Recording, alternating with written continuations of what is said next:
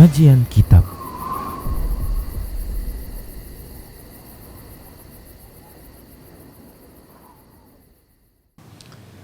Bismillah, assalamualaikum warahmatullahi wabarakatuh. Innal hamdalillah nahmaduhu wa nasta'inuhu wa nastaghfiruh wa na'udzu billahi min shururi anfusina wa min sayyiati a'malina. May yahdihillah fala mudilla lah wa may yudlilhu fala hadiya lah. Wa asyhadu an la ilaha illallah wahdahu la syarika lah wa asyhadu anna Muhammadan abduhu wa rasuluhu sallallahu alaihi wasallam. Qala Allah tabaraka wa ta'ala: Ya ayyuhalladzina amanu taqullaha haqqa tuqatih wa la tamutunna illa wa antum muslimun.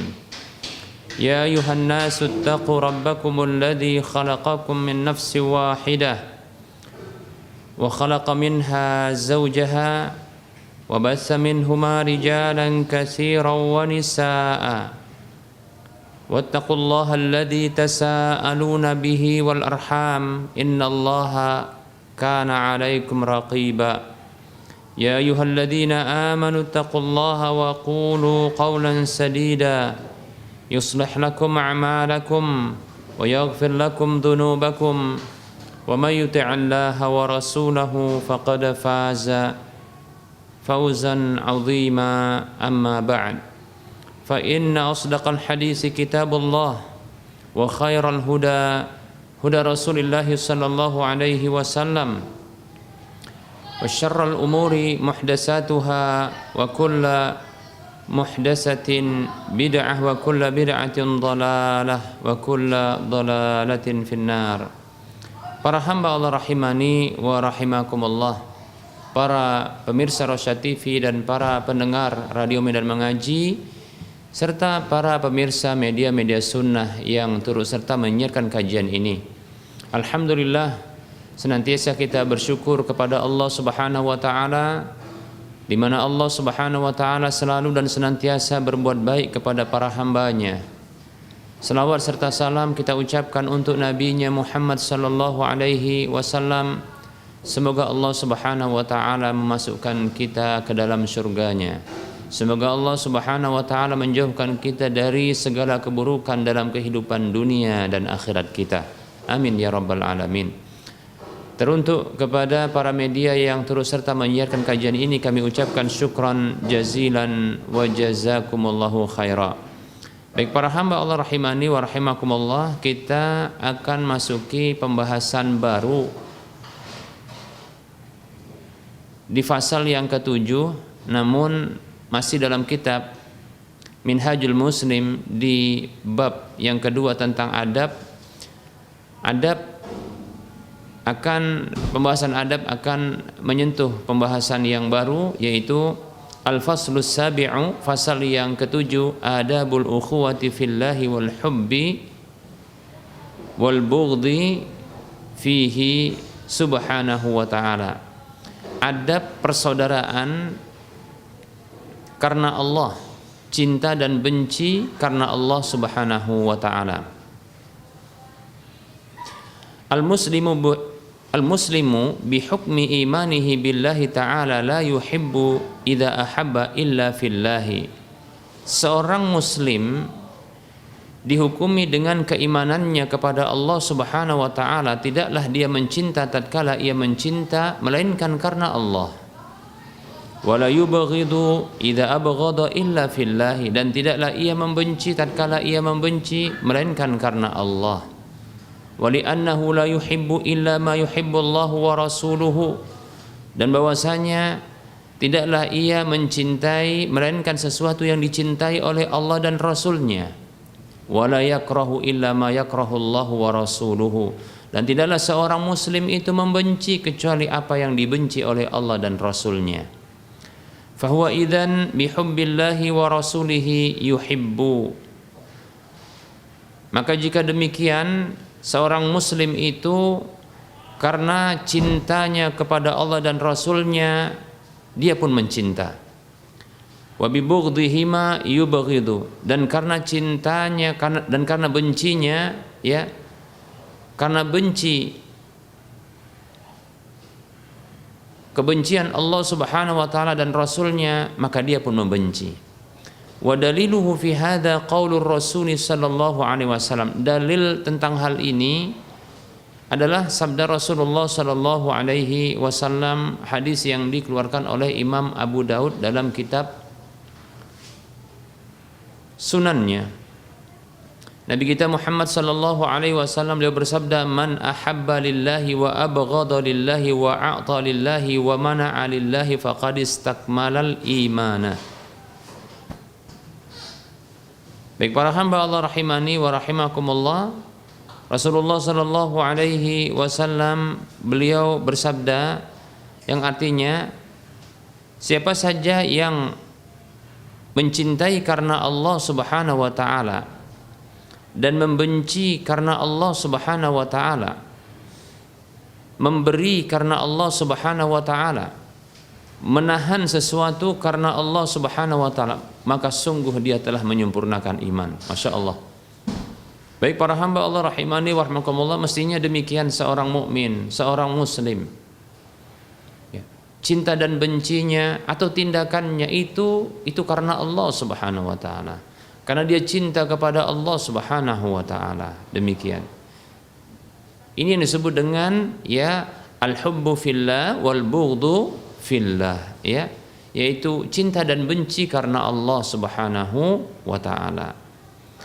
Ya. Nah, dengan kecintaannya karena Allah dan kebenciannya karena Allah, dan tidaklah dia melakukan sebuah tindakan, bahkan menahan sebuah tindakan, ya, itu melainkan karena Allah. Bila dia demikian, maka sungguh dia telah menyempurnakan imannya. Dia adalah orang yang beriman, dan dengan cara seperti itu dia telah menyempurnakan imannya. Maka hendaknya demikian, kita yang menginginkan ya kesempurnaan iman, kita yang mengaku beriman, kita yang ingin menyempurnakan keimanan, maka hendaklah kita dasari tindakan kita itu karena Allah Subhanahu wa taala. Tatkala kita mencintai sesuatu apa dan siapa saja, maka kecintaan itu karena Allah. Karena Allah memang mencintai sesuatu dan siapa saja itu, demikian. Ya. Mencintai siapa saja yang dicintai oleh Allah Subhanahu wa taala, walaupun kita tidak mengenalnya, ya, walaupun kita tidak mengetahui sebelumnya, maka tetap kita mencintainya. Karena apa? Karena Allah dan Rasulnya mencintainya. Demikian, ya. Begitu juga sesuatu apa saja yang dicintai oleh Allah Subhanahu wa taala dan Rasulnya, maka kita pun harus mencintainya, walaupun awalnya kita membencinya, walaupun awalnya kita tak menyukainya. Baik para hamba Allah rahimani wa rahimakumullah.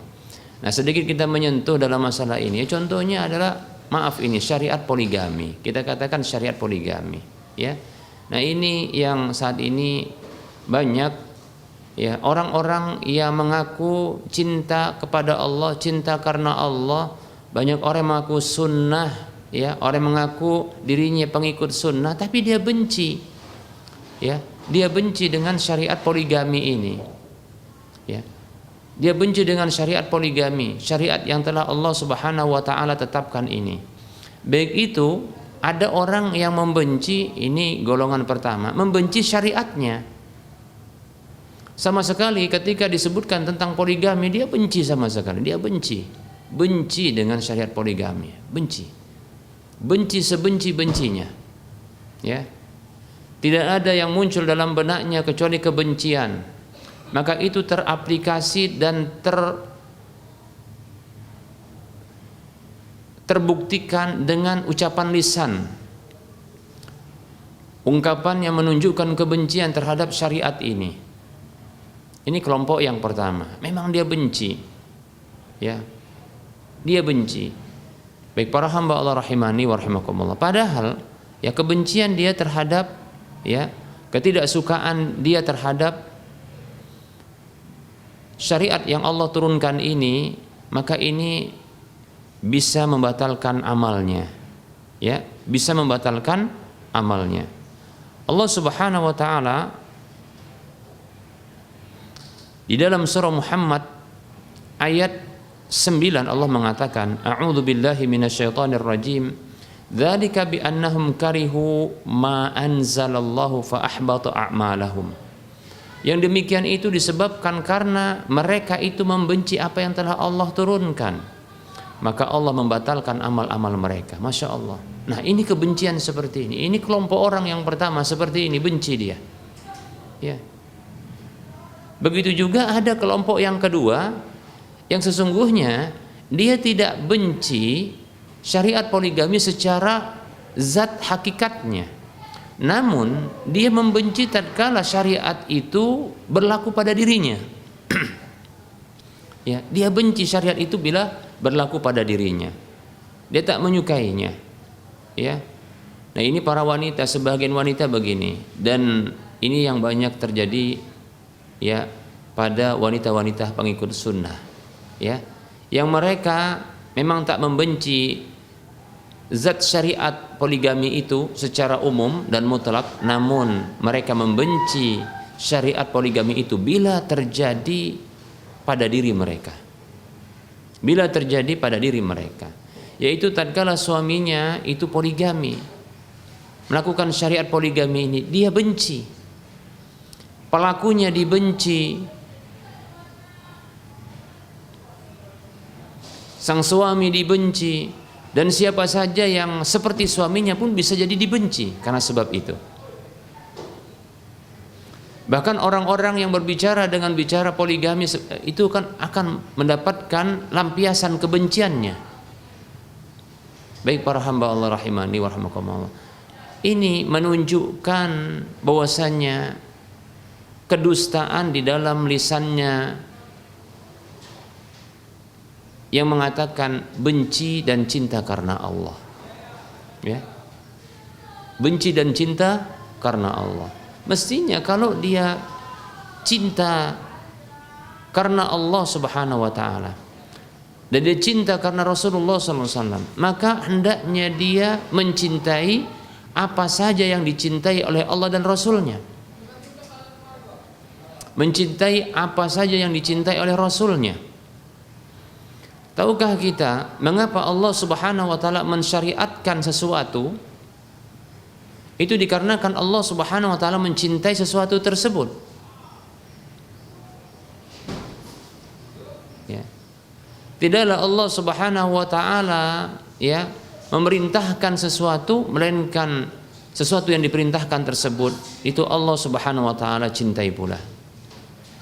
Maka tidak mungkin Allah Subhanahu wa taala memerintahkan sesuatu dengan perintah syar'i tapi ternyata Allah Subhanahu wa taala membencinya, tidak mungkin. Ya. Tidak mungkin. Itu pasti menunjukkan bahwasanya Allah Subhanahu wa taala mencintai sesuatu yang diperintahkan secara syar'i itu. Allah berfirman dalam surah An-Nisa ayat 3, Allah mengatakan, a'udzu billahi minasyaitonir rajim, fankihu ma taba lakum minan nisa'i matsna wa thulatsa wa ruba'. Maka nikahilah wanita-wanita yang baik bagi kalian itu 2, 3 dan 4. Allah perintahkan dengan perintah syar'i seperti ini. Baik para hamba Allah rahimani wa rahimakumullah. Maka seseorang yang dia ingin menyempurnakan imannya, maka hendaknya dia mencintai apa saja yang dicintai oleh Allah dan Rasulnya.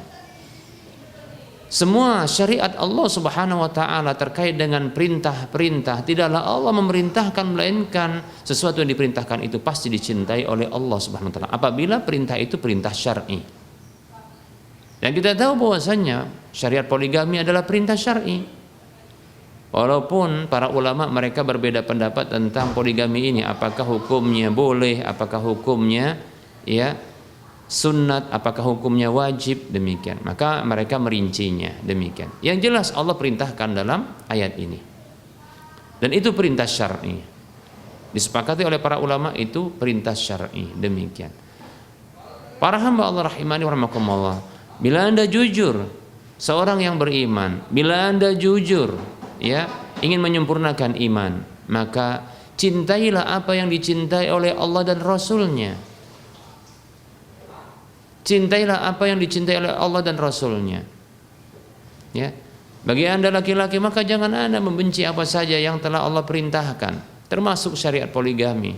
Aneh juga kalau ada laki-laki yang benci dengan poligami, ya aneh. Padahal itu sesungguhnya syariat yang satu sisi, walaupun banyak sisi, itu memberikan manfaat bagi laki-laki. Demikian. Mungkin ada masalah pada dirinya, kan begitu ya. Nah, kalau perempuan ini dia tak suka, dia benci, maka kita katakan, ya, perhatikan, ya, hati-hati terhadap keimanan Anda bila Anda membencinya. Baik itu membenci secara zat syariatnya maupun benci tatkala ahli itu terjadi pada dirinya. Ya. Demikian. Maka buktikan kalau sesungguhnya kita itu beriman, buktikan kalau kita itu ingin menyempurnakan iman. Maka cintai apa yang dicintai oleh Allah dan Rasulnya, dan membenci apa yang dibenci oleh Allah dan Rasulnya. Demikian. Itulah dia al-hubbu fillah wal bughdu fillah. Ya. Benci dan cinta karena Allah Subhanahu wa taala. Demikian, ya. Begitu juga kalau memberi, maka itu karena Allah. Memberi karena Allah Subhanahu wa taala, bukan karena ingin ucapan terima kasih, ya. Bukan ingin karena, ya, dibalas beri. Demikian. Baik para hamba Allah rahimani wa rahimakumullah.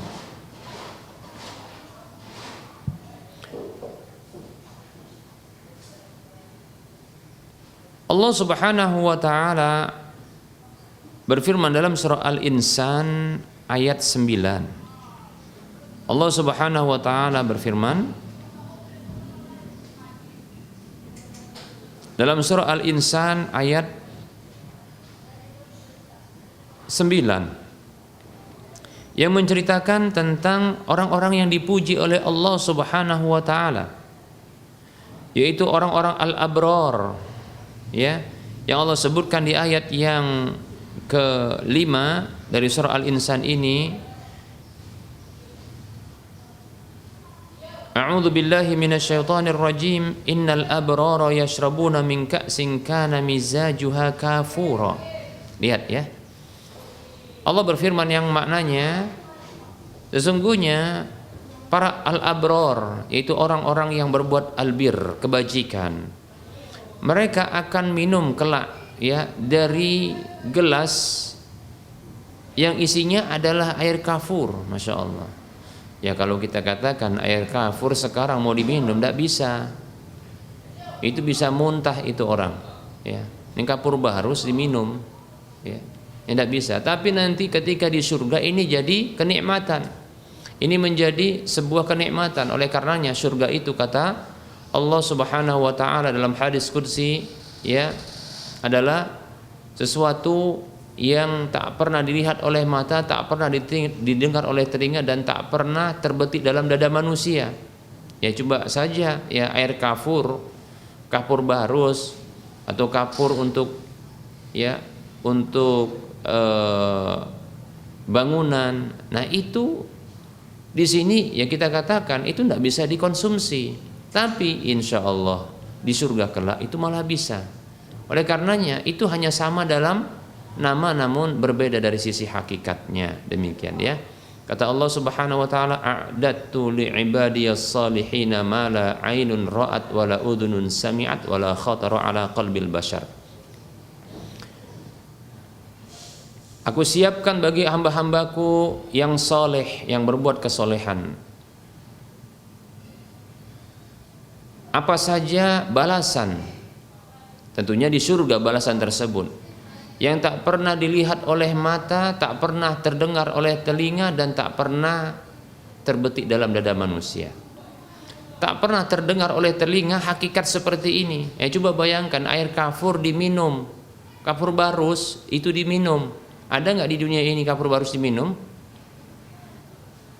Tidak ada, nggak pernah kita dengar. Tidak juga pernah terbetik dalam dada manusia. Nggak pernah juga dilihat hal seperti itu. Nanti di surga ada seperti itu. Nah, itulah dia. Ya, baik para hamba Allah rahimani wa rahimakumullah. Semoga kita Allah masukkan ke dalam surga, amin ya rabbal alamin, ya, tanpa sedikit pun mencicipi nerakanya dan siksanya, amin ya rabbal alamin.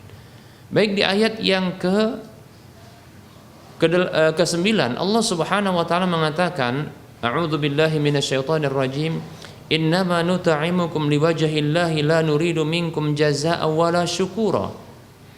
Sesungguhnya kami hanyalah memberi makan kepada kalian itu karena wajah Allah. Ikhlas dia karena Allah Subhanahu wa taala. La nuridu minkum jazaa'a. Kami tidak sedikit pun menginginkan dari kalian balasan, sedikit pun. Enggak ada pengin dibalas. Ya. Baik itu balasannya ya dari jenis yang sama yang diberikan makanan itu ataupun yang lain, termasuk wala syukura, juga tidak menginginkan ucapan terima kasih. Tidak perlu terima kasih. Kalau diucapkan terima kasih, ya diterima, ya. Bahkan gantian terima kasih juga, kan begitu ya. Sama-sama kasih, begitu kan. Nah, memang orang yang diberi, ya, diberi penghormatan, maka dia harus, ya, disyariatkan untuk membalas penghormatan tersebut, ya. Kata Allah Subhanahu wa taala, wa idza huyyitum bi tahiyatin fahayyu bi ahsana minha au rudduha. Allah Subhanahu wa taala berfirman, ya, apabila kalian diberi penghormatan dengan sebuah penghormatan, maka balaslah, ya, hormatilah, berilah penghormatan dengan yang lebih baik darinya atau yang semisal dengannya. Demikian, ya. Surah An-Nisa ayat 86. Demikian. Nah, dalam hadis Rasulullah sallallahu alaihi wasallam mengatakan, la yashkurullah man la yashkurun nas. Tidak bersyukur kepada Allah orang yang tidak bersyukur, tidak berterima kasih kepada sesama. Nah, kita sebagai orang yang mendapatkan kebaikan dan penghormatan dengan kebaikan yang diberikan kepada kita, ya kita balas. Nah, kita dituntut, disyariatkan untuk membalasnya, setidaknya dengan ucapan, ya, terima kasih, doa, syukron jazakumullahu khaira, begitu. Syukron jazakallahu khaira. Nah, begitu. Kurang lebihlah seperti itu. Kalau bisa membalas dengan lebih, itu bagus. Ya. Setidaknya setimpal, demikian para hamba Allah. Dan minimalnya adalah ucapan terima kasih dan doa. Baik para hamba Allah rahimani wa rahimakumullah. Nah, adapun orang yang memberi, tatkala dia memberi, maka dia harus ikhlas. Itulah dia orang yang menyempurnakan imannya. Orang Islam begitu, orang beriman begitu, yang menyempurnakan keimanannya, maka dia memberi karena Allah. Dia nggak mengharapkan balasan. Ya. Walaupun kadang setan juga, ya, bercuap-cuap di dalam hatinya. Bercuap-cuap itu maksudnya bisik-bisik, ya. Ya, moga-moga dia kasih, dia balas. Nah, begitu ya, namanya setan, ya. Jangan pula kita yang jadi setan, kan begitu ya. Baik, ya. Ya, memang begitulah syaitan. Kalau kita awalnya bisa jadi ikhlas karena Allah. Ya. Atau pertama sekali sudah diganggu, dari awal itu sudah diganggu oleh syaitan untuk tidak ikhlas, mengharapkan hal-hal yang bersifat duniawi. Ya, begitu. Nah, tapi dilawan, ya. Kita memberi itu karena Allah, demikian, ya.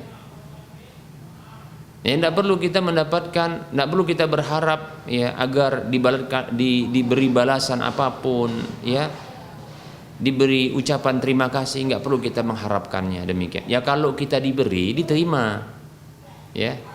Kalau kita diberi, dibalas beri, diterima. Tapi dari kitanya sebagai orang beriman yang ingin menyempurnakan iman, maka kita memberi karena Allah Subhanahu wa taala. Semoga Allah Subhanahu wa taala menjadikan kita orang yang ikhlas karena Allah, ya, senantiasa ikhlas karena Allah, ya, dalam setiap amal kita dan sesuai dengan petunjuk Rasulullah dalam amal kita. Amin ya rabbal alamin, ya.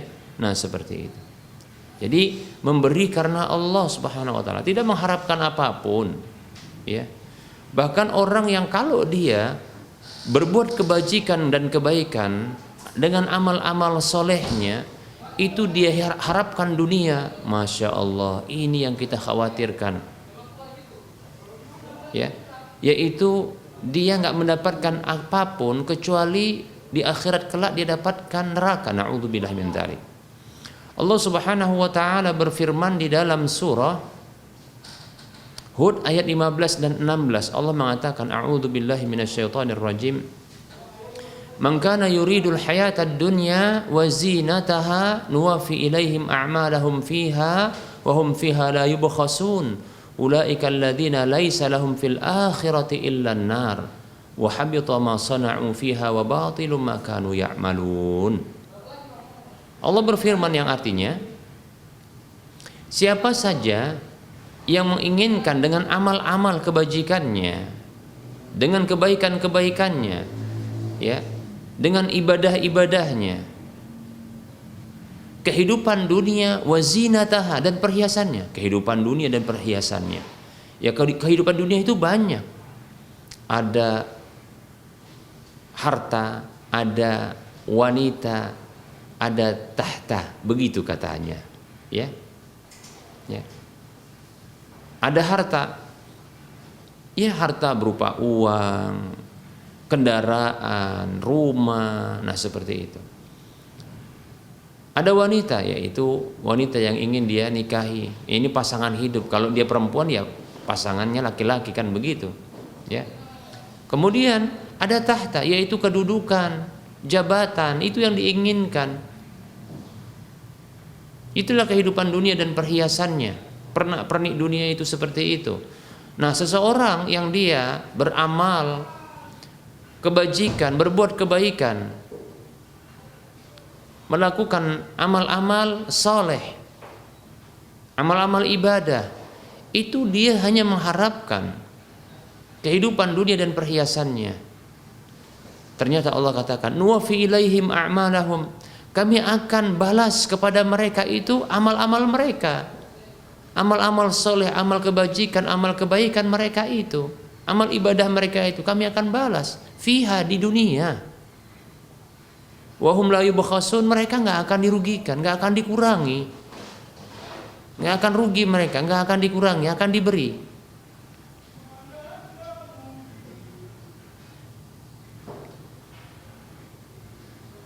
Namun masya Allah di ayat berikutnya ini membuat kita takut sekali, ya.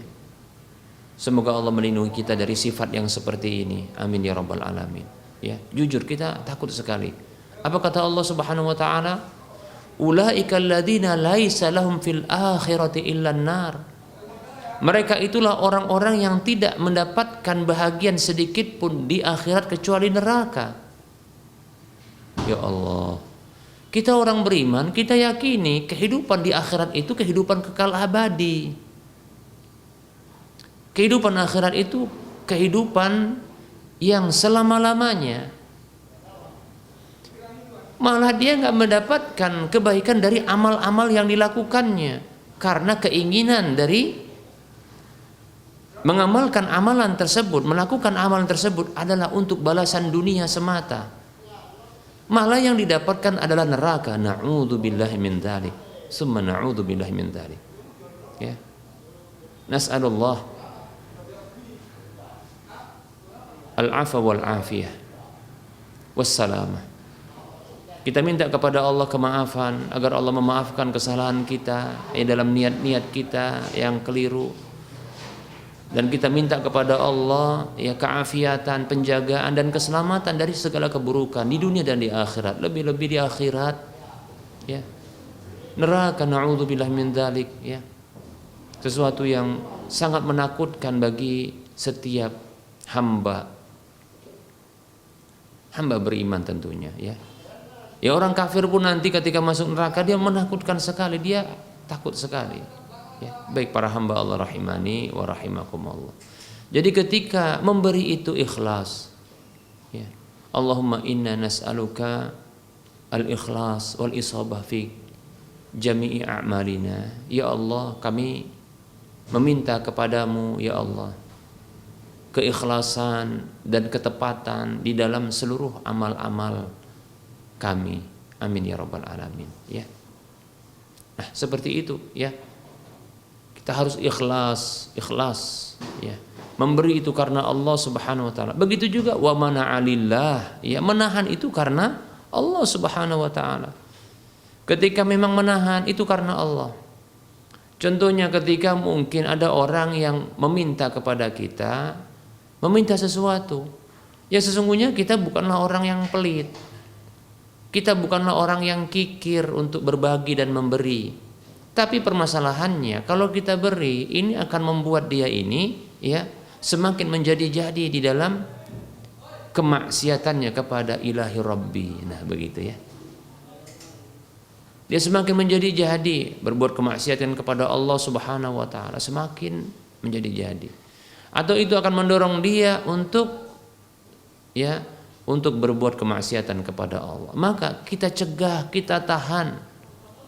Nah, kita menahan sesuatu, kita cegah sesuatu itu karena Allah Subhanahu wa taala. Demikian para hamba Allah rahimani wa rahimakumullah, ya. Semoga Allah Subhanahu wa taala menjadikan kita hamba-hambanya yang senantiasa menyempurnakan imannya. Semoga Allah Subhanahu wa taala menjadikan kita sebagai hamba-hambanya yang beriman dan menyempurnakan iman. Semoga kita termasuk hamba-hambanya yang mencintai, membenci, memberi dan menahan sesuatu itu karena Allah Subhanahu wa taala. Amin ya rabbal alamin. Para hamba Allah rahimani wa rahimakumullah, barangkali ini yang bisa kita sampaikan pada perjumpaan kita kali ini, ya. Mudah-mudahan yang sedikit ini bisa bermanfaat. Ya, kita buka saja sesi soal jawab bagi para pemirsa dan para pendengar yang ingin berinteraktif, bertanya langsung. Monggo silakan yang ingin bertanya langsung hubungi nomor layanan kami lewat telepon 0812 12 12 8834. Silakan hubungi nomor lain kami tersebut yang ingin bertanya langsung, interaktif. Bagi yang ingin bertanya lewat tulisan chatting WhatsApp, maka di nomor yang sama bisa dilayangkan pertanyaan. Baik para hamba Allah rahimani wa rahimakumullah, kita mencoba untuk menjawab pertanyaan yang sudah masuk.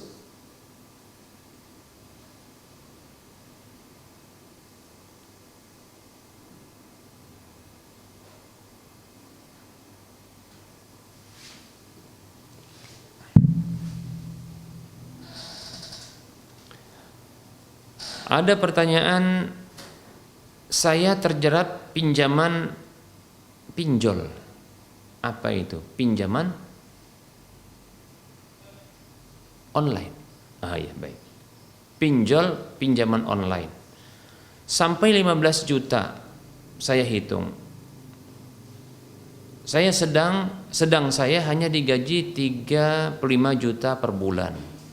Saya ingin hidup tenang tanpa gali lubang tutup lubang untuk nutupi hutang-hutang saya. Saya harus apa? Bismillah. Semoga Allah Subhanahu wa taala memberikan jalan keluar bagi saudara kita ini atau saudari kita ini dari kesulitannya. Semoga Allah Subhanahu wa taala memberikan kemudahannya kepada saudara kita ini, ya, untuk keluar dari masalahnya. Demikian pula kita, ya, semoga Allah Subhanahu wa taala menjauhkan kita dari segala keburukan di dunia dan di akhirat. Amin ya rabbal alamin. Baik para hamba Allah rahimani wa rahimakumullah, teruntuk saudara kita ini yang telah jatuh kepada sebuah pelanggaran yang termasuk dosa besar, yaitu riba, yang disebut dengan riba jahiliyah atau riba hutang piutang, riba al-qard. Karena berhutang uang, lantas ini akan bertambah nilainya. Para ulama diantaranya ungkapan para sahabat, ya, Abdullah bin Ubaid, Fudail bin Ubaid, Fadalah bin Ubaid, begitu juga Abdullah bin Salam, Abdullah bin Mas'ud, Abdullah bin Abbas dan yang lainnya mengungkapkan ungkapan yang dijadikan oleh para ulama, ya, yang disepakati oleh para ulama ini diamalkan kullu qardin jarra naf'an fahuwa wajhun min wujuhir riba. Setiap hutang piutang yang menarik keuntungan, tentunya disepakati, maka itu merupakan salah satu dari bentuk-bentuk riba. Baik para hamba Allah rahimani wa rahmakumullah, ini riba. Ya pantas tidak tenang. Ya, karena memang itu merupakan bentuk siksaan. Maka bagaimana caranya? Yang pertama sekali dilakukan adalah bertobat kepada Allah. Bertobat kepada Allah, mohon ampun kepada Allah dan bertobat kepadanya. Dan bertobat itu harus terpenuhi syarat-syaratnya. Minimalnya ada 3. Yang pertama adalah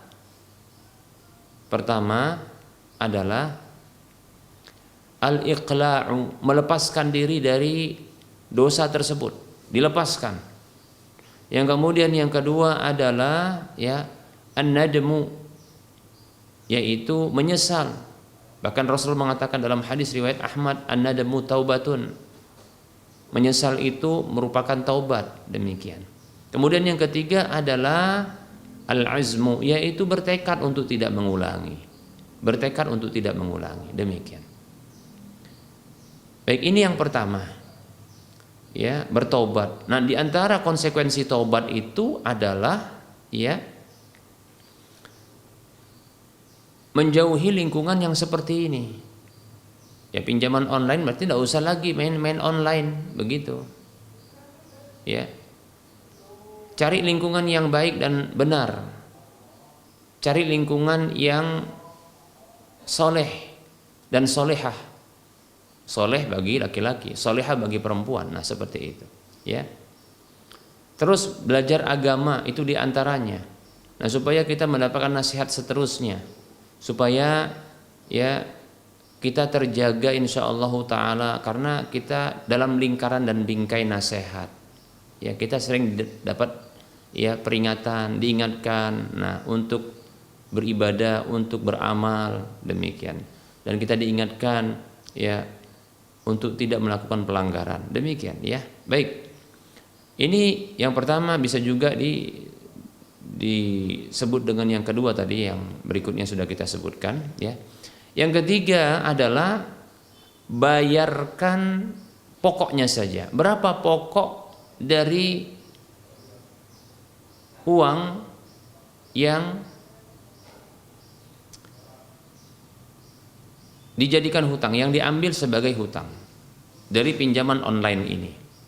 Itu saja yang dibayar. Ya. Bila memang 15 juta ini nominal keseluruhan dari hutang. Ingat, itu bukan riba ya. Kalau seandainya 15 juta ini adalah riba, maka dicari pokoknya. Ya, nominal pokok dari hutang tersebut berapa? Nah, itu saja yang dibayar. Ya, itu saja yang dibayar. Nah, sisanya yang itu merupakan riba atau bunganya, maka tak perlu dibayar, tidak usah dibayar. Walaupun sudah berjalan dibayar, yang katanya itu masih bunganya, itu keliru. Sesungguhnya yang pertama sekali dibayar itu adalah pokok, bukan bunga. Ya. Jadi berapa yang sudah dibayar, kemudian berapa nominal hutang pokok, maka dilihat selisihnya. Nah, selisihnya itu yang dilunasi, sisa dari ribanya maka tinggalkan. Allah berfirman, a'udzubillahi minasyaitonir rajim, ya ayyuhalladzina amanu ittaqullaha wa daru ma baqiya minar riba in kuntum mu'minin. Hei orang-orang beriman, bertakwalah kepada Allah dan tinggalkan sisa riba kalau kalian benar-benar beriman. Tinggalkan. Fa illam taf'alu fa'dhanu biharbin minallahi wa rasulih. Kalau kalian tidak melakukan itu, maka umumkanlah peperangan dengan Allah dan Rasulnya. Karena Allah akan memerangi orang-orang yang melakukan riba ini. Demikian. Nah, seperti itu. Udah, tinggalkan. Tidak usah takut, di akhirat insya Allah nggak akan ditagih.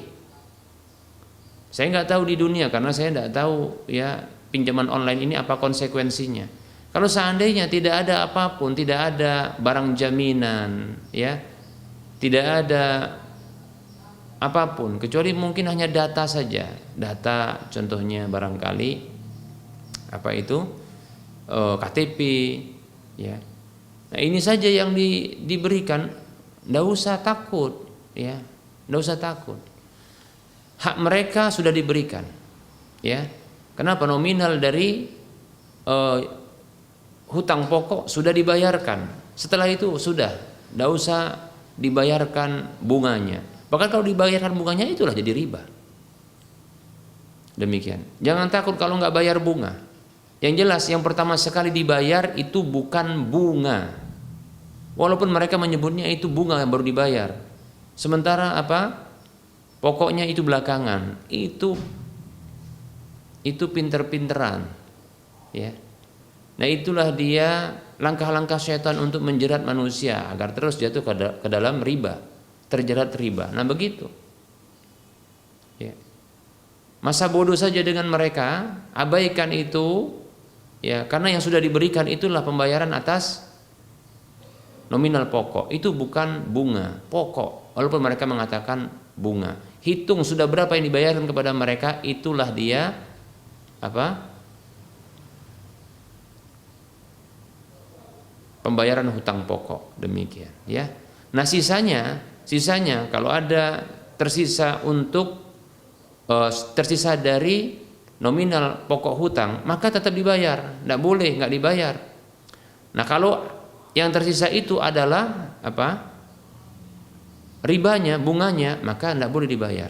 Nah, seperti itu. Jadi contoh, ya, tadi disebutkan sekitar hutang 15 juta. Saya tidak tahu apakah ini dengan plus bunga atau tidak. Katakan kita kasih contoh bahwasanya yang menjadi nominal hutang itu, nominal hutang pokok dari hutang itu adalah 15 juta. Yang sudah dibayar mungkin sekitar, karena dicicil begitu ya, sudah berjalan sekitar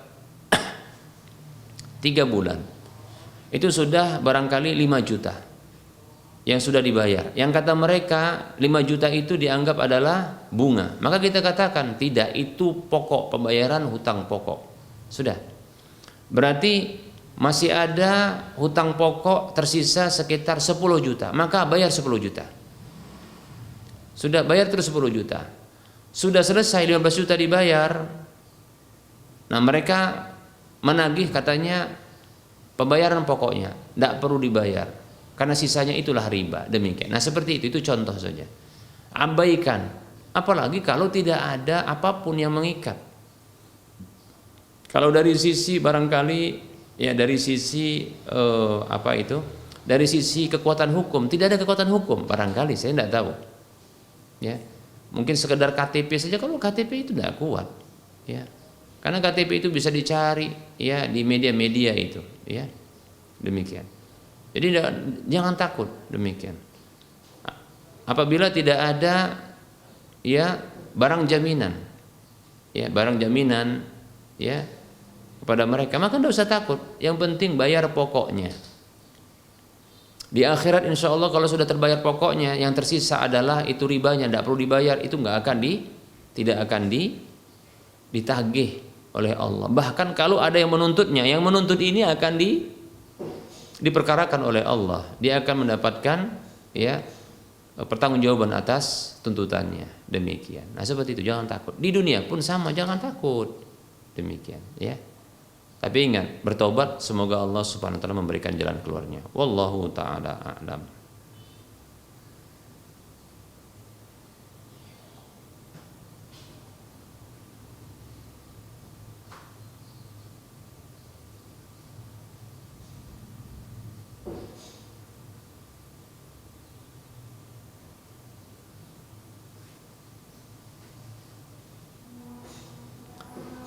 Baik para hamba Allah rahimani wa rahmakumullah, ini ada pertanyaan berikutnya. Assalamualaikum Ustaz.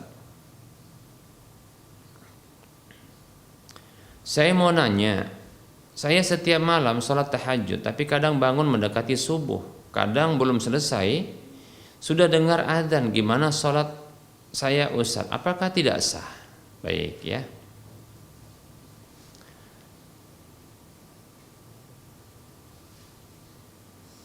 Waalaikumsalam warahmatullahi wabarakatuh. Kabar gembira untuk saudara dan saudari yang membiasakan sholat malam, qiyamul lail. Karena kata Nabi SAW itu adalah da'bus sholihin, itu merupakan kebiasaan orang-orang soleh. Semoga Allah SWT menjadikan kita sebagai orang-orang yang soleh. Amin ya rabbal alamin. Ya. Dan itu kebiasaan orang-orang yang dijanjikan ya surga oleh Allah Subhanahu wa taala, ya. Semoga Allah Subhanahu wa taala ya mendapatkan surga Allah Subhanahu wa taala. Amin ya rabbal alamin, ya. Baik, salat qiyamul lail adalah salat yang dilakukan setelah salat Isya sampai masuknya waktu subuh. Itulah salat yang disebut dengan salat qiyamul lail. Qiyam artinya berdiri, salat, lail artinya di malam hari. Jadi berdiri salat di malam hari.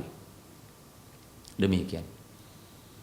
Nah, salat qiyamul lail itu termasuk diantaranya adalah salat tarawih apabila di bulan Ramadan, ya. Salat tahajud, demikian pula salat witir, demikian, ya. Nah, itu salat qiyamul lail. Nah, saya sarankan ya untuk melakukan salat tahajud plus dengan salat witir. Setidaknya apabila memang ingin melakukan salat malam itu, salat qiyamul lail itu di penghujung malam. Dan memang itu yang dianjurkan. Ya. Dianjurkan. Lebih-lebih ketika sepertiga akhir malam itu. Ya, dianjurkan untuk melakukan ibadah, ya, munajat kepada Allah, berdoa kepada Allah, diantaranya dalam sholat bisa, ya. Rasulullah SAW mengatakan, yanzilu Rabbuna tabaraka wa ta'ala kulla lailatin ila sama'id dunya hina yabqa sulusul lailil akhir.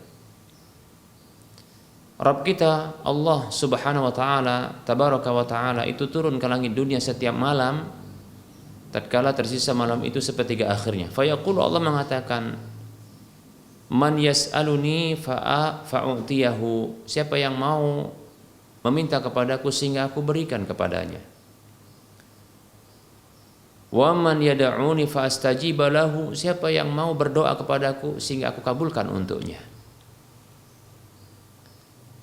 Waman yastaghfiruni faghfir lahu, siapa yang mau memohon ampun sehingga aku mengampuninya. Demikian.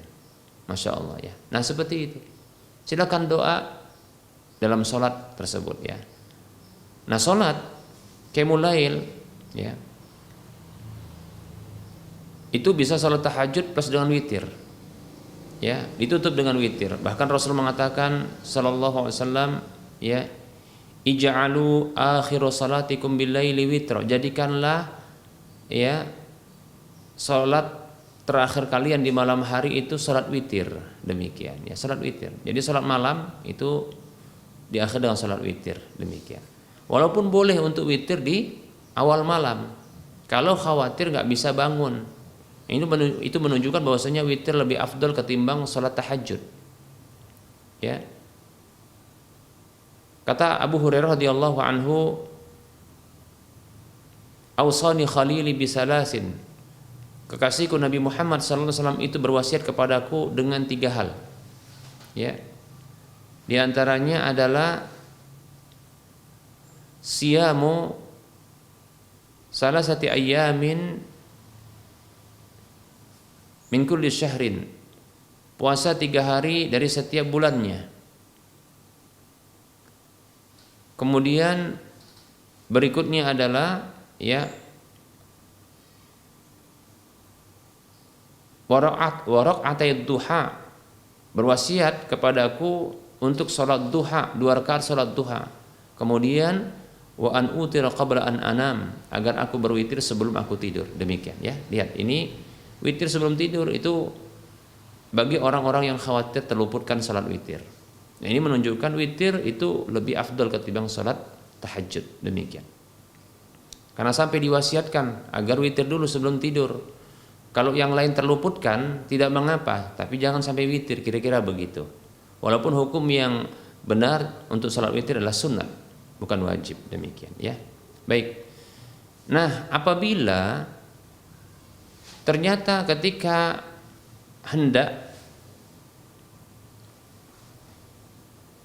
mengakhirkan salat qiyamul lail, yaitu tahajud dan witir ini mendekati waktu subuh, ya, maka saya sarankan ya untuk meringkasnya, jangan memperpanjangnya. Maka prediksi berapa sisa waktunya? Kita katakan ketika seseorang terbangun sekitar 15 menit sebelum subuh, ya, saya prediksi untuk orang seperti ini insya Allah ta'ala dia butuh untuk ke kamar mandi untuk membersihkan ya giginya dan mulutnya, baik itu dengan siwak atau sikat gigi dan pasta gigi, atau plus dengan dia buang air kecil atau dia berwudu, sekitar mungkin butuh waktu 5 menit sampai 7 menit. Nah, tersisa baginya ya 8 menit untuk melakukan sholat qiyamul lail. Maka lakukan sholat tahajud 2 rakaat plus 1 witir. Nah, seperti itu. Tahajud 2 rakaat dengan 1 witir. Kalau tahajud silakan memilih bacaan apa saja yang mungkin ringan, ya. Silakan seperti contohnya membaca surah Al-A'la, Sabbihisma rabbikal a'la, demikian. Itu di rakaat yang pertama. Di rakaat yang kedua itu bisa membaca surah Al-Kafirun, Qul ya ayyuhal kafirun, demikian. Tapi kalau cuma 8 menit, ya mungkin ini diringkas saja, ya. Mungkin di rakaat pertama dari ya salat tahajud tersebut itu surah Al-Kafirun, kemudian ya di rakaat yang kedua itu bisa seperti contohnya ya dibaca ya surah An-Nasr. Nah, seperti itu.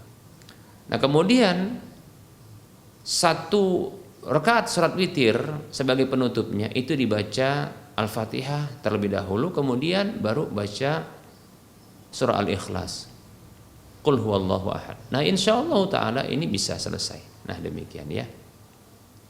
Demikian, itu solusi. Nah, kalau seandainya pun ternyata sebelum selesai ya sudah terdengar adzan, maka apabila posisi sholat ketika masuknya waktu subuh tersebut, masuk waktu subuh, posisi sholat itu sudah dalam kondisi ruku, maka ketahuilah orang tersebut sudah mendapatkan sholat itu insyaallah ta'ala, ya. Karena dengan mendapatkan ruku maka dia mendapatkan 1 rakaat dari sholat tersebut, maka dia telah mendapatkan sholat itu insyaallah ta'ala. Wallahu ta'ala alam. Jadi lanjutkan saja sholatnya tanpa dibatalkan dan insyaallah sah sholatnya, bahkan insyaallah dia mendapatkan pahalanya. Wallahu ta'ala alam.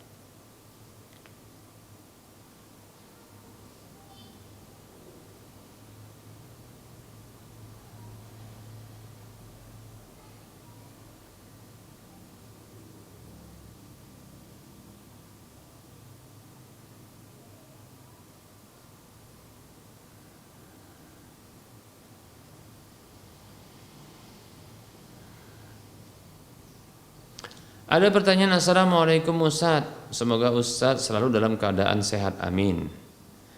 Bagaimana cara sholat orang yang sakit yang lagi diopname di rumah sakit Ustaz? Syukran, barakallahu fiik.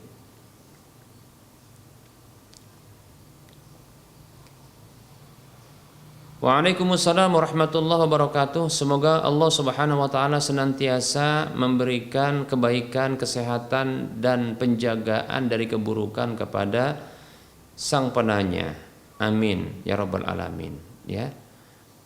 Afwan wa fiik barakallah, ya, semoga Allah memberikan juga kesehatan kepada sang penanya dan orang yang ditanyakan ini, ya, orang yang sakit ini, amin. Baik, bagaimana cara sholat orang yang sakit yang sedang diopname, ya. Bila memungkinkan bagi orang yang sakit tersebut untuk diwudukan bila memungkinkan, ya, untuk diwudukan oleh orang yang ada di sekitarnya, dari keluarganya kah, nah demikian, maka diwudukan dengan cara menggunakan, ya, kain, ya, yang bisa dibasahi kemudian diperas, kemudian, ya, dilapkan, ya, pada anggota-anggota wudu, demikian, ya, anggota-anggota wudunya jika itu memungkinkan.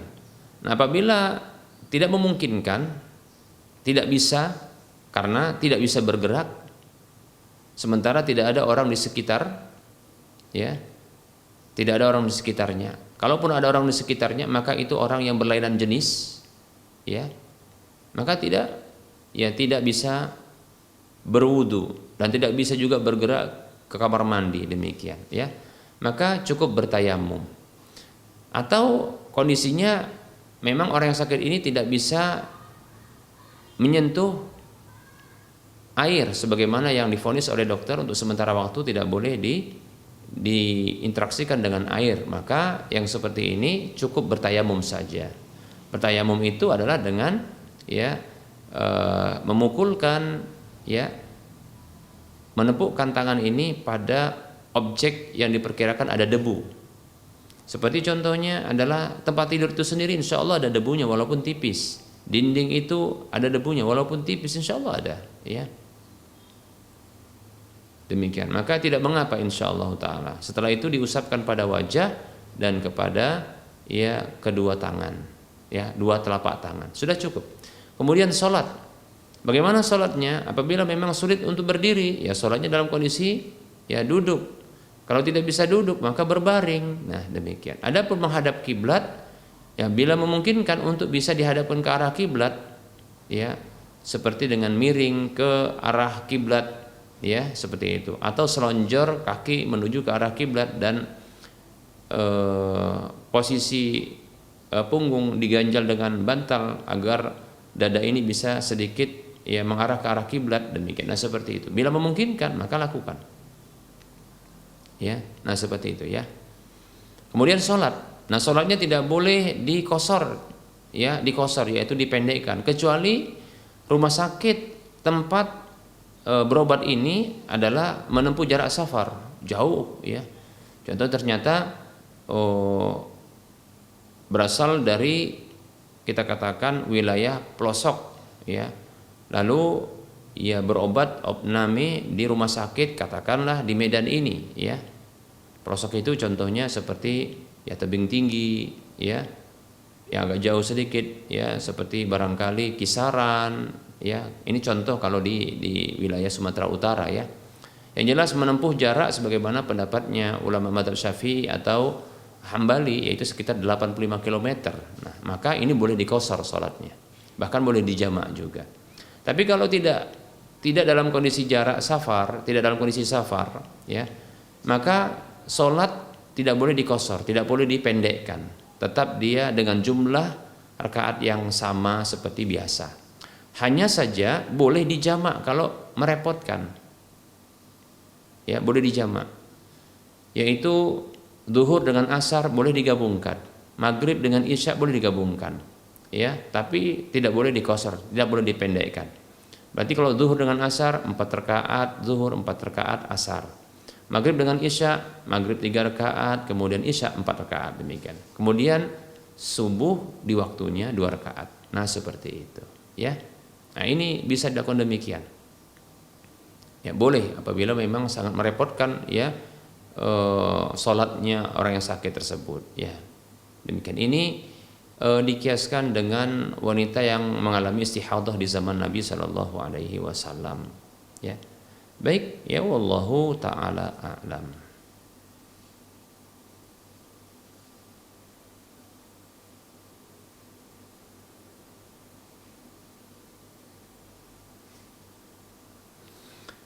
Ada pertanyaan. Bismillah. Assalamualaikum Ustadz, semoga Allah menjaga Ustadz sekeluarga. Yang dimaksud penyakit gila dalam Islam itu seperti apa? Apakah gila yang menyebabkan seorang itu sampai tidak bisa melaksanakan ibadah? Gila yang bagaimanakah yang menyebabkan seorang itu tidak bisa melaksanakan ibadah seperti sholat? Kalaulah seseorang tadi tertimpa penyakit gila yang menyebabkan terhalangnya ia dalam ibadah sholat, adakah solusi untuk orang tersebut?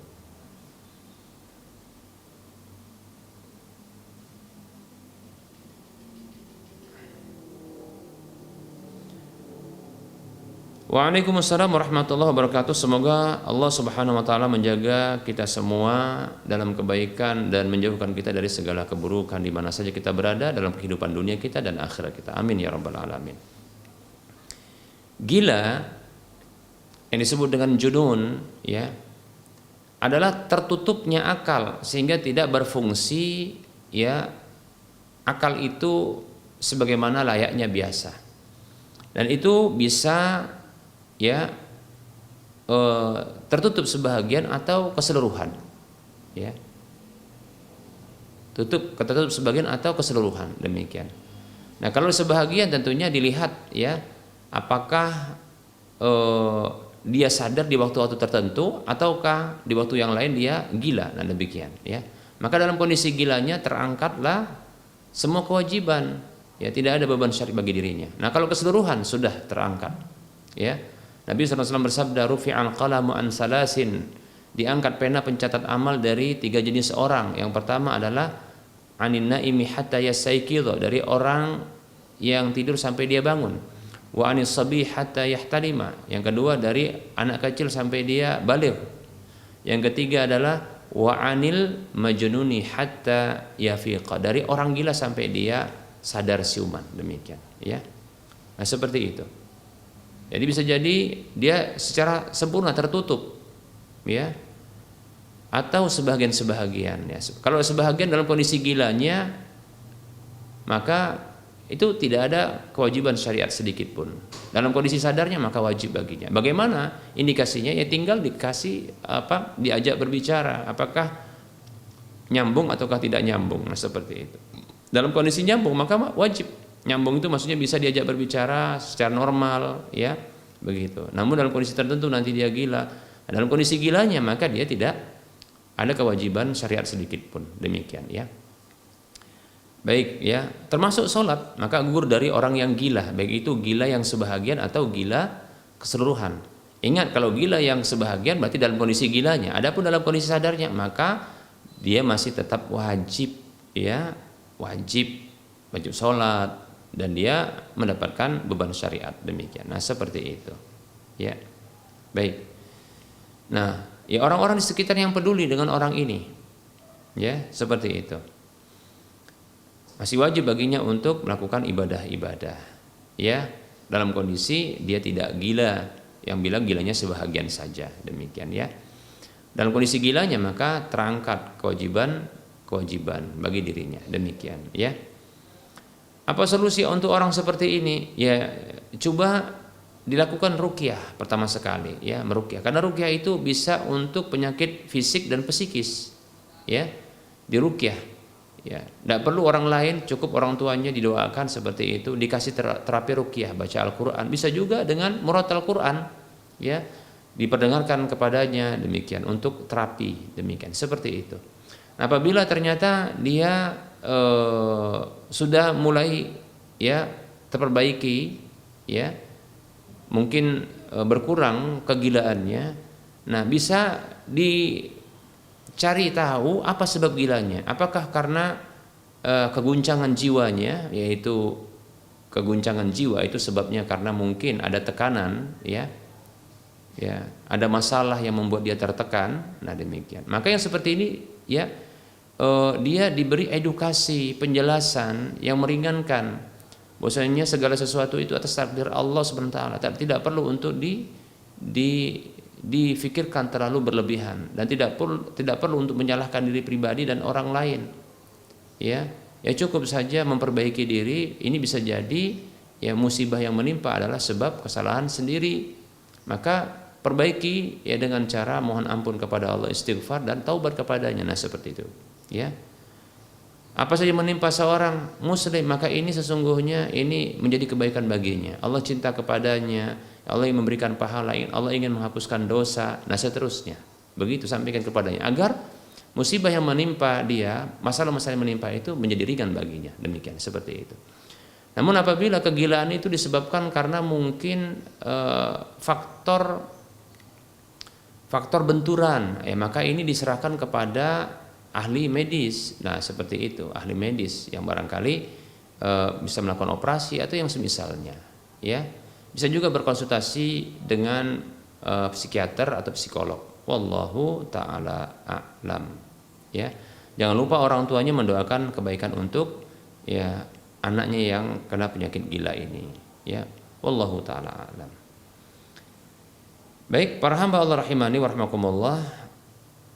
Barangkali ini saja yang bisa kita sampaikan pada pertemuan kali ini. Ya, mohon maaf apabila dalam penyampaian ini banyak kekurangan dan kesalahan.